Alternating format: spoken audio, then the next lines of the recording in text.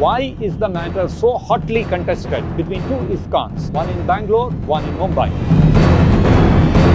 Why is the rhythmic system of initiations such a flashpoint between the two groups? So much so that both groups are engaged in this long legal battle. Why is the GBC of ISKCON Mumbai group out on a witch hunt against His Grace Madhu Pandit Prabhu?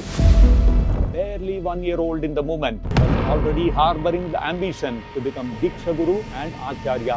1967 was the first recorded instance in ISKCON of an unauthorized disciple attempting to become Dikshaguru and overthrow Srila Prabhupada.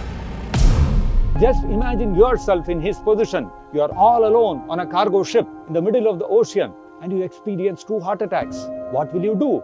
No doctor at hand, no hospital you can go to, no medicine which you can fall back upon, no medical shop at least where you can buy some medicine to relieve your pain, no relatives to comfort you, nothing whatsoever. Just you all by yourself in a small boxed up cabin.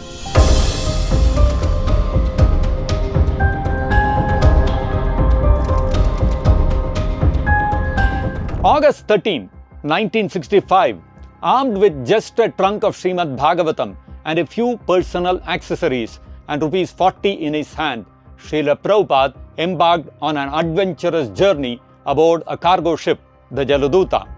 On this journey, Srila Prabhupada had to cross a stormy ocean to fulfill his spiritual master's vision of spreading Krishna consciousness in the West. Enduring harsh storms, isolation, and 2 life-threatening heart attacks, Srila Prabhupada persevered, driven by his spiritual master's mission to spread Krishna consciousness worldwide. Arriving in America 37 days later on September 17th, with a paltry amount of money and no contacts, Srila Prabhupada persevered, igniting a spiritual revolution which went on to inundate the whole world. Over the next 11 remarkable years, Srila Prabhupada established the International Society for Krishna Consciousness, ISKCON, founding 108 temples worldwide and gaining thousands of dedicated followers. On that epochal ocean journey, Srila Prabhupada experienced his first heart attack on 25th of August 1965. He felt a searing pain in the chest. The pain recurred the next night too. Srila Prabhupada knew what it meant: heart attack. 2 heart attacks on 2 consecutive nights. Just imagine yourself in his position. You are all alone on a cargo ship in the middle of the ocean and you experience 2 heart attacks. What will you do? No doctor at hand, no hospital you can go to, no medicine which you can fall back upon, no medical shop at least where you can buy some medicine to relieve your pain, no relatives to comfort you, nothing whatsoever. Just you all by yourself in a small boxed up cabin, lurching in the middle of the ocean. Most of us in such a situation would not be blamed for wishing that we were back home in the safety of land, relatives and doctors. But not Srila Prabhupada. He might have been lying on his bed, apparently all alone and forlorn. Still, his thoughts were filled with his mission to fulfill Srila Bhaktivedanta Saraswati Thakur's order. No wonder that Lord Krishna himself appeared in Srila Prabhupada's dream, rowing his boat along with all his incarnations. This incident was actually a harbinger of what was going to come. During the 11 years that Srila Prabhupada built the ship of ISKCON, various tempests rocked ISKCON. If it was not for Krishna, with all his incarnations personally rowing the boat of ISKCON, it would have capsized long ago. Krishna became the charioteer of Arjuna to battle the Kauravas for the kingdom. Similarly, Krishna became the boatman for Srila Prabhupada's ISKCON to conquer the world. But the battles that Srila Prabhupada had to fight were far more formidable than the one that Arjuna fought. Unlike Arjuna, Srila Prabhupada fought not to just kill, but to transform the hearts of people who were supposedly beyond spiritual reform. And in that battle, Srila Prabhupada had to face innumerable acts of treachery and backstabbing. Not from outsiders, but, hold your breath, from the very people Srila Prabhupada was saving. No wonder Krishna came with all his incarnations for Srila Prabhupada to row the boat of ISKCON, something which he did not do even for Arjuna. Some of you may be surprised if I were to tell you that the Guru disease in ISKCON started not in 1977 or 78, at as early as 1967. Unqualified and unauthorized disciples wanting to become guru was a phenomenon that manifested in ISKCON almost from the very beginning.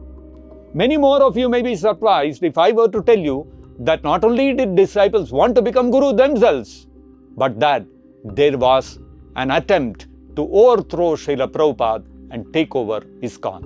And you will be forgiven for not believing me and dismissing me for making outlandish claims if I were to tell you that there was not one but multiple attempts to overthrow Srila Prabhupada and take over ISKCON. By whom? By many of the leaders within ISKCON. Scarcely believable, isn't it? But yet, this is the stark reality of ISKCON. This is what Ravindra Swarup Prabhu, one of the ISKCON gurus and one-time GBC chairman of ISKCON, had to say in his Pillars of Success. Prabhupada's own movement also soon provided him with ample reason for discouragement. From the very outset, there was trouble.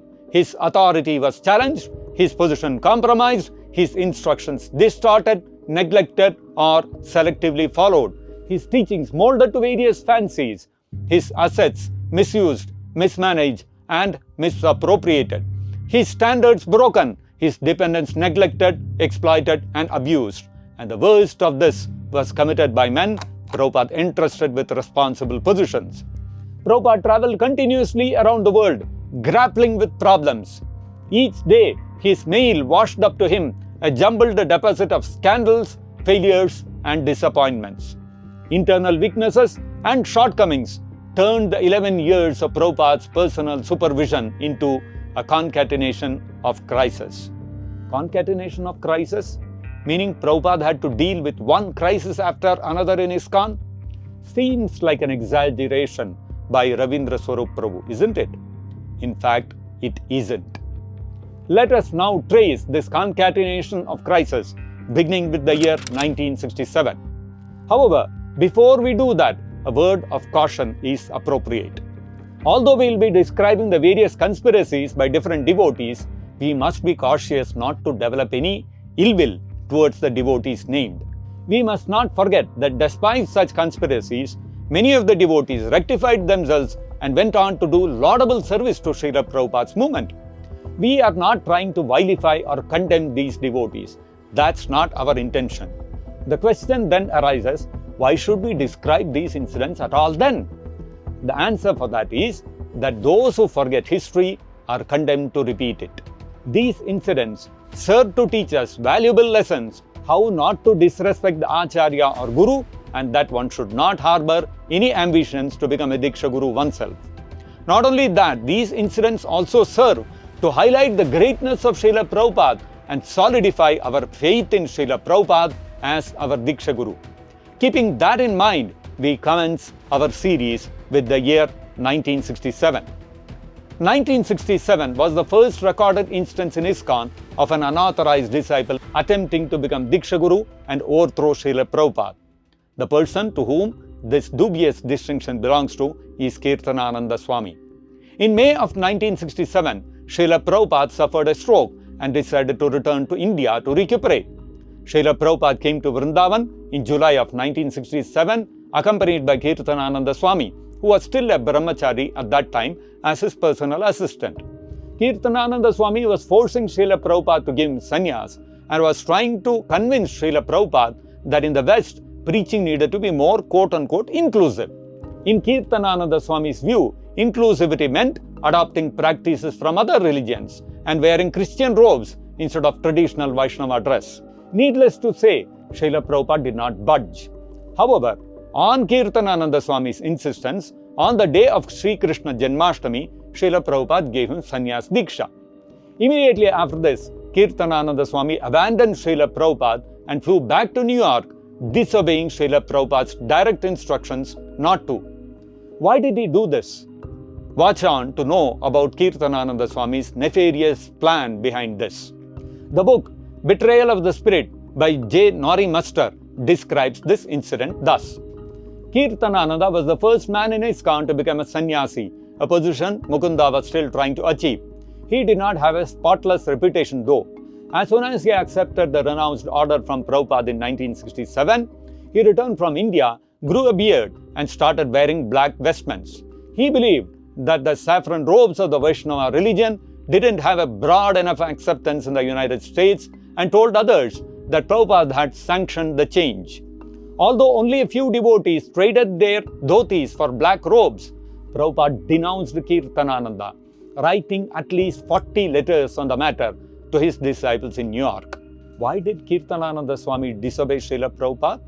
Because, hold your breath, he wanted to become the spiritual master himself. Srila Prabhupada himself said this in his letter to Madhusudan Prabhu, dated 2nd November 1967. Kirtanananda was awarded the position of a sannyasi because he wanted it, although I could understand it that he wanted to be a spiritual master himself. These are Prabhupada's words. Not only did Kirtanananda Swami want to become a spiritual master himself, he also rejected the entire Guru Parampara and Vedic scriptures.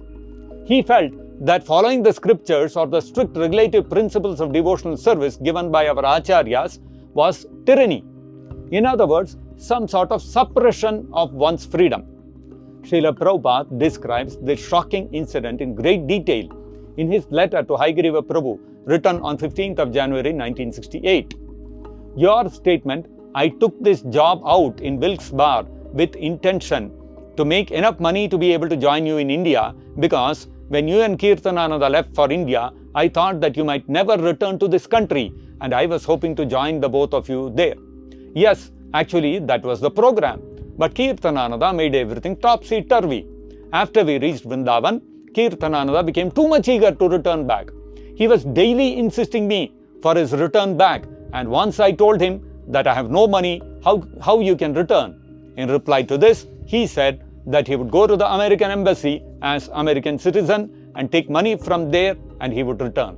Then I was obliged to arrange for his return passage money, and because he changed his program, the society practically lost $1,200 for his going to India and coming back again without any purpose. I thought that part of this money could be recovered if he would return to New York, stopping a few days in London to see the prospect of opening a branch there. He agreed, and I gave him letter of introduction and required money for immediate expenses. But he had no desire to stop at London, and he directly reached you. He was also very eager to take sannyas, and I awarded him the sannyas order. And I do not know, he wanted a certificate of his sannyasa. We never took any certificate of our spiritual master or anyone. But he told me that it was required for facility of preaching. So I gave him the certificate. But unfortunately, the whole thing was smashed by different doctrine. Now it is understood from the letter of Umapati that Kirtanananda does not believe in parampara or in the necessity of scriptural authority. He seems to feel that this is a sort of tyranny. That means, after taking sannyas and understanding the philosophy for more than a year, he has changed the whole view, and I do not know how you would like this recent doctrine. Even more shocking is that Kirtanananda Swami not only wanted to become Guru himself, but he wanted to hijack the fledgling movement of ISKCON and become its leader or Acharya. The book 11 Naked Emperors by Henry Doktorsky describes this. Kirtanananda Swami became known as a rebel in the autumn of 1967 when he attempted to take over as Acharya of ISKCON, while Bhaktivedanta Swami convalesced in India after being incapacitated by a severe stroke in New York City on May 31, 1967. Swamiji initiated his disciple into the renounced order on Krishna's appearance day, August 28, 1967. Kirtanananda was, however, unhappy in India and begged Swamiji to allow him to return to the United States. Kirtanananda also had new ideas which he thought would make Krishna consciousness more attractive to Westerners. He suggested to his master that they should discard the traditional Bengali garments, dhoti, kurta and sari, which appeared foreign like bed sheets to Westerners, stop shaving their heads and preach in a more inclusive, less sectarian style. Although Swamiji was not impressed with Kirtanananda's radical ideas, he agreed to a compromise with his headstrong disciple. Swamiji told Kirtanananda to go to London and start a preaching center there. and gave him the address of a woman devotee who was affiliated with the Gaudiya Mutt. There in UK, far from his New York disciples, Kirtanananda could test his theory about westernizing Krishna consciousness. In hindsight, it is not difficult to see that Kirtanananda regarded Swamiji as too old to change. He was set in his ways and couldn't recognize the genius of his young disciple. Instead of going to London as Swamiji ordered, Kirtanananda disobeyed his spiritual master and returned directly to New York City, where he attempted to convince his god brothers of the wisdom of his non-sectarian vision. When Kirtanananda showed up at the temple, he caused quite a shock. He first explained to his god brothers that Swamiji was an old and sick man. He would probably never return from India. He would, in all likelihood, remain in Vrindavan until the fag end of his life. Swamiji's disciples would have to carry on without their beloved spiritual master. Kirtanananda boldly began his plan to de-Indianize or westernize Krishna consciousness. He discarded his dhoti for a black bib and clerical collar. Sometimes Kirtanananda also wore a turban, which he claimed was Swamiji's idea. Kirtanananda began growing a beard and preaching that shaved heads, dhoti, tilak and shikha were not favorable for preaching in America. Kirtanananda also modified the traditional Hare Krishna Kirtan by chanting Om Namah Shivaya in addition to the Mahamantra during Kirtans.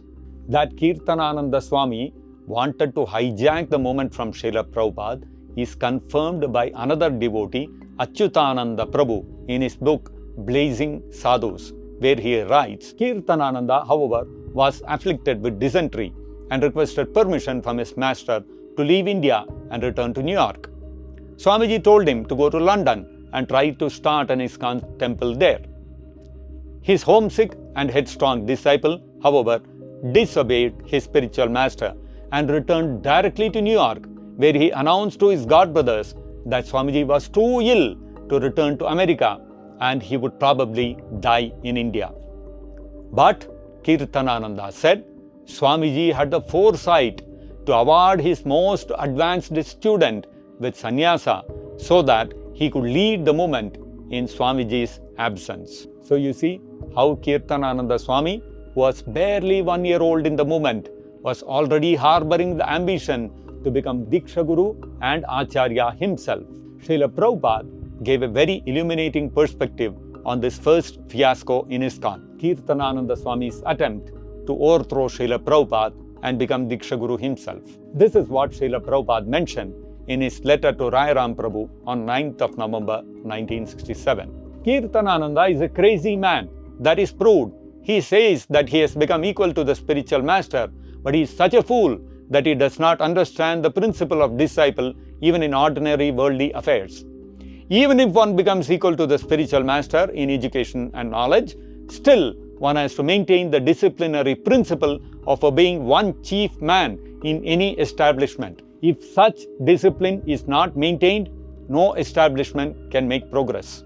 This instruction of Srila Prabhupada is relevant even today. Even if the current crop of Diksha Gurus in ISKCON consider themselves pure devotees and competent to become spiritual masters, still they have to follow the disciplinary principle of obeying one chief person in the movement, which for ISKCON is only and only Srila Prabhupada. And Srila Prabhupada has unequivocally laid out how initiations should be conducted in ISKCON after his departure through Ritviks via his July 9, 1977 directive. Coming back to Kirtanananda Swami's takeover attempt, soon enough, devotees saw through Kirtanananda Swami's ploy, and Srila Prabhupada's letters confirmed the same. The result? Kirtanananda Swami was expelled by the devotees from the temple. Having nowhere to go, Kirtanananda Swami sought refuge in his former lover during his college days, which was Haigreva Prabhu. Smarting from his botched up coup attempt, Kirtanananda Swami took the help of Haigreva Prabhu and came up with an ingenious idea to take revenge on Srila Prabhupada. Here is what they did, described in the book 11 Naked Emperors. After reading his spiritual master's letters castigating Kirtanananda, the New York temple president, Brahmananda, refused to let Black Keith enter the building. and some godbrothers spat on him. Kirtanananda, humiliated and furious as fire, fled from New York City and moved in with his former college lover and roommate Hiyagriva, who at that time was teaching English at a community college in Wilkes-Barre, Pennsylvania. Hiyagriva was so angry about the mistreatment of his best friend that he threatened to keep Swamiji's Bhagavad Gita manuscript, which he had been editing, and intimated that he might try to publish it himself. After hearing that his two renegade disciples had stolen his manuscript, Swamiji was practically in tears. He compared his two disobedient disciples to Jagai and Madhai. Kirtanananda removed Bhaktivedanta Swami's name from the Bhagavad Gita manuscript and replaced it with his own name. He and Hiyagriva then visited religious book publishers in New York City and tried to get their Bhagavad Gita in print. But no publisher believed that Kirtanananda had actually written the book. When they were unsuccessful in finding a publisher, Hiyagriva returned the manuscript to Swamiji. So you see, like this, the first tempest in ISKCON blew over. Primarily due to Srila Prabhupada's timely and astute intervention in keeping the flock of devotees together and exposing Kirtanananda Swami for what he was. Srila Prabhupada had thwarted the takeover attempt of Kirtanananda Swami. Eventually, Kirtanananda Swami tried his inclusive method of preaching in West Virginia, and he failed spectacularly yet again. And then he came back to Srila Prabhupada begging for forgiveness. Srila Prabhupada magnanimously forgave him and gave him another opportunity to serve him, and West Virginia became New Vrindavan. Where Kirtanananda Swami failed to publish the Bhagavad Gita in his name, Macmillan agreed to publish it the very next year. Where Kirtanananda Swami failed in West Virginia, Srila Prabhupada's touch transformed it into New Vrindavan, a vibrant community of Vaishnavas. Although Kirtanananda Swami failed like this sensationally, the desire to become Guru did not die down peacefully in ISKCON. It reared its ugly head again in the next year, in 1968. During those days, the Western disciples of Srila Prabhupada, upon hearing the philosophy and taking up the practice of Krishna consciousness seriously, would get excited to visit India and visit Sri Vrindavan Dham. When these young and naive disciples reached the shores of India, simple Indians became attracted to them, and like it is with the Indians even now, they would fall at the feet of the Western Vaishnavas in saffron robes. Some of them even asked for Diksha. See what Srila Prabhupada himself said about this in his letter to Achyutananda Prabhu and Jai Govinda Prabhu, written on 21st of August 1968. The first thing I warn Achyutananda, do not try to initiate. You are not in a proper position now to initiate anyone. Besides that, the etiquette is that so long the spiritual master is present, all prospective disciples should be brought to him. Therefore, if anyone is anxious to be initiated, he should first of all hear our philosophy and join chanting at least for 3 months, and then if required, I shall send chanted beads for him if you recommend, as we are doing here. Don't be allured by such maya. I am training you all to become future spiritual masters, but do not be in a hurry. If the family of the boy who is so eager to be initiated certainly are Vaishnavas, let them offer you some place, because you are in need of a place first and foremost. In that place, hold kirtan daily, morning and evening, as we do. That will be the sign of their sincerity. So for the time being, hold kirtan as I have advised above, and speak from Srimad Bhagavatam, Bhagavad Gita, and try to serve the cause of the Krishna Consciousness Society. You don't be attracted by such cheap disciples immediately. One has to rise gradually by service. So you see, the Guru disease refused to die down in ISKCON. After the first attempt to usurp ISKCON in 1967 failed, 1968 and 69 seemingly went on peacefully in ISKCON, except for the attempts to become Guru like this. But unbeknownst to many, there was a strong undercurrent building up in a clandestine manner. It all began from the heart of the spiritual world, Sri Vrindavan Dham. When the disciples of Srila Prabhupada would come to the holy Dham, they would stay in Ban Maharaj's place, as ISKCON did not have a place of its own, till about 1976. That created the tiny opening for those who were ambitious to annex ISKCON. The conspiracy began when Ban Maharaj one of Prabhupada's godbrothers, reinitiated Prabhupada's disciple Hrishikesha Prabhu. Srila Prabhupada wrote about this in his letter dated March 26, 1968. Born Maharaj initiating you, knowing you are already my disciple, is a deliberate insult. Deliberate insult. Those were the words of Srila Prabhupada. This deliberate insult was actually an intrigue which built up over 1968 and 69 and eventually came out as the next tempest to rock ISKCON in the year 1970. The year 1970 turned out to be one of the most tumultuous years in ISKCON. What happened in 1970? How did Srila Prabhupada overcome the attempt to annex ISKCON again in 1970? Join us to know about this in the next episode of the Concatenation of Crises in ISKCON, which is the first chapter of ISKCON Files. Until then, Hare Krishna, Vishwaguru Srila Prabhupada ki Jai.